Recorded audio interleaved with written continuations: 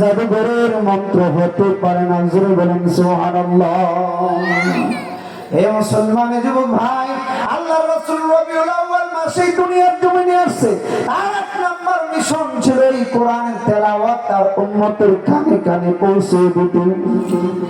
এই জন্য আল্লাহ রাসূল সাল্লাল্লাহু আলাইহি ওয়াসাল্লামকে আল্লাহ রাব্বুল আলামিন এক নাম্বার মিশন দিয়ে দুনিয়ার জমিনে পাঠাইছে। ওগো আমার পয়গম্বর, আমি আপনাকে এক নাম্বার দায়িত্ব দিলাম, আপনি আপনার উম্মতদেরকে আমার কিতাবের তেলাওয়াত কইরা শোনাইবেন। সুবহানাল্লাহ। এ মুসলমানের যুবক ভাই, খেয়াল করে শুনবেন।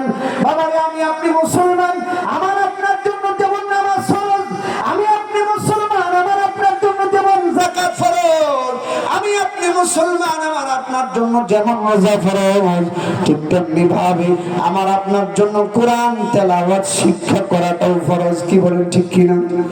একটু ব্যবধান নাই। অথচ আফসোসের বিষয় হলো আজকে বর্তমান দুনিয়ার জমিনে মুসলমানের সন্তান যত দূরে কোরআনের শিক্ষা থেকে, কি বলেন, ঠিক কিনা? আওয়াজ দিয়া বলেন, ঠিক কিনা? নারে বাবা, না না না।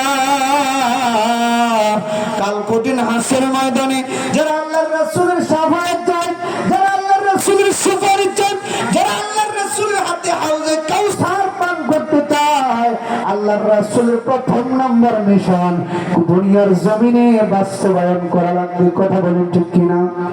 আওয়াজ দিয়ে বলেন, ঠিক কিনা? হে মুসলমানের যুবক ভাই, আমি আপনি যেদিন জন্মগ্রহণের মাধ্যমে এই দুনিয়ার জমিনে আলো বাতাস দেখলাম, ওই দিন কিন্তু আমার আপনার কানে এই আরবি ভাষায় আযান দেওয়া হয়েছে। কি বলেন, ঠিক কিনা?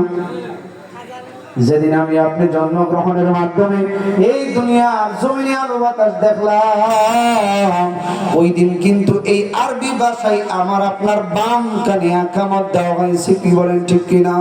এই মুসলমানের যুবক ভাই, শুধু তাই নয়, যেদিন আমরা দুনিয়ার জমিনে বিবাহ বন্ধনে আবদ্ধ হয়েছি, ওই দিন কিন্তু মসজিদের ইমাম এই আরবিতে খুতবা পইরা পইরা আমার আপনার বিবাহ সম্পাদন করেছে। কি বলেন, ঠিক কিনা? মুসলমানের যুবক ভাই, শুধু তাই নয়, যেদিন আমি আপনি দুনিয়ার জমিন ছেড়ে চির বিদায় নিয়ে অন্ধকার কবরে চলে যাব, ওই দিন আমার আপনার সন্তান আপনাকে আমাকে কবরে রাখবে। দুনিয়ার কোন আন্তর্জাতিক ভাষা কিন্তু পাঠ করবে না, দুনিয়ার মাতৃভাষা পাঠ করবে না।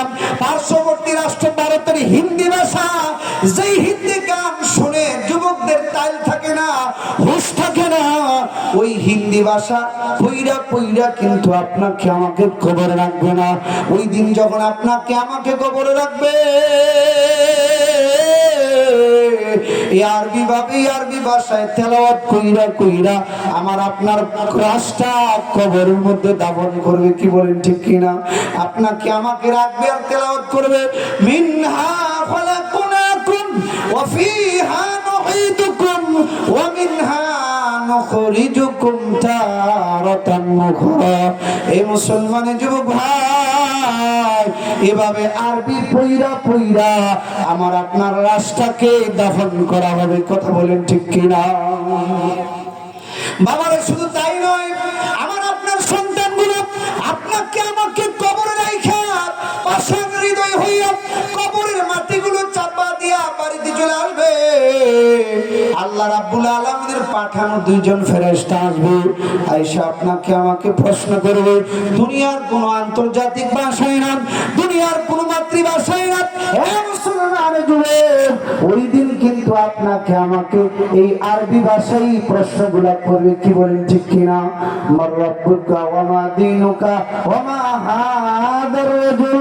হে মুসলমানের যুবক ভাই, খোদার কসম করে বলতে পারি, খোদার কসম করে বলতে পারি, যারা দুনিয়ার জমিনে আরবির সাথে মহব্বত রাখে নাই, যারা দুনিয়ার জমিনে কোরআনের শিক্ষায় শিক্ষিত হয় নাই, যারা দুনিয়ার জমিনে কোরআনের শিক্ষাকে অবজ্ঞা করেছে, কোরআনের আলেমকে দেখলে তুচ্ছ তাচ্ছিল্য করেছে, কোরআনের হাফেজকে দেখলে অশ্রদ্ধার নজরে অঙ্গভঙ্গির মাধ্যমে তুচ্ছ তাচ্ছিল্য করেছে, কোরআনের মাদ্রাসার শিক্ষাটাকে অপছন্দ করেছে, খোদার কসম করে বলতে পারি, ওই দিন মুনকার নাকির প্রশ্নের জবাবে ওই মানুষগুলোর বোবা হইয়া থাকা ছাড়া আর কোনো উপায় নাই। কি বলেন, ঠিক কিনা? কি মনে করছে করছি আমরা আজকে কোরআনের শিক্ষা থাকি। নিজেকে মুসলমান বলে দাবি করি, নিজের সন্তান ম্যাট্রিকের সার্টিফিকেট নিয়ে আসতে পারলে, ইন্টারের সার্টিফিকেট নিয়ে আসতে পারলে বাবা বাজারে যায় ভাব দেখায় আমার ছেলে এমন রেজাল্ট নিয়ে পাস করেছে, কি বলেন ঠিক কিনা? ম্যাট্রিক পাশের সার্টিফিকেট নিয়ে ভরাই করে, কিন্তু ম্যাট্রিক পাশের একটা ছেলে সূরা ফাতিহা মুখ দিয়ে বার করতে পারে না। তার চাইতে অবখাদ্য, তার চাইতে নিমক হারাম সমাজের ভিতরে কেউ হতে পারে না, কথা বলেন ঠিক কিনা?